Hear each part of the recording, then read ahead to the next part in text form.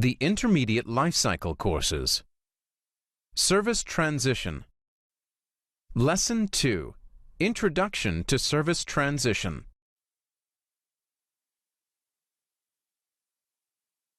Welcome to Lesson 2.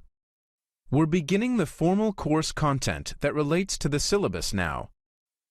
Remember, you could see questions that draw on or relate to any of the content and topics that are coming up in the rest of the course. The material in this lesson relates to Syllabus Section ST01. The syllabus document has been stored for you in the Document Download area for this course, and you can use it to identify areas in the Service Transition volume for further reading as part of your self-study.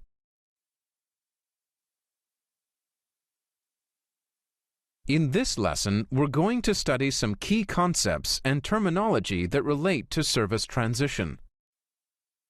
You'll find that understanding these concepts supports you during the rest of the course, so view the video as many times as necessary to really understand them. Briefly, we're going to study service management as a practice. Service, its value proposition and value composition. Functions, processes, and roles. The purpose, goal, and objectives of service transition. The scope of service transition. The position of service transition in the lifecycle, including interfaces, inputs, and outputs. And potential value to the business.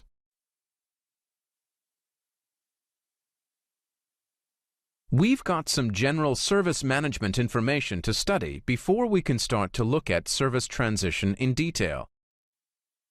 If you have already sat one of the Lifecycle courses, you may find you have covered these concepts before.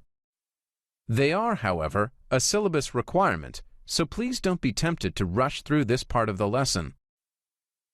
We're going to start by looking at service management as a practice. You'll remember that service management is defined as a set of specialized organizational capabilities for providing value to customers in the form of services. World-class services are meaningless without effective service management to back them up.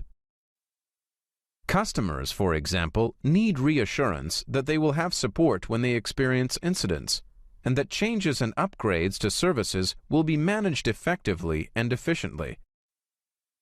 Without good quality processes and procedures, service providers cannot provide this reassurance to their customers.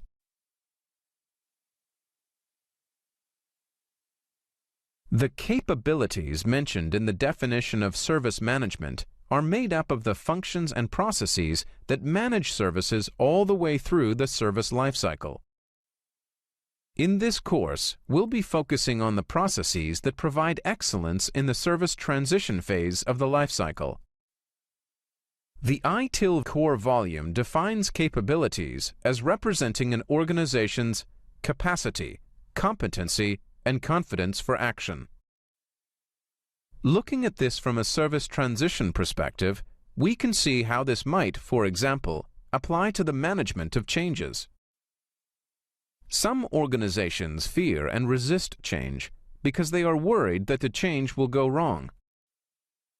Organizations with effective transition capabilities do not need to fear change because they know they are capable of managing it.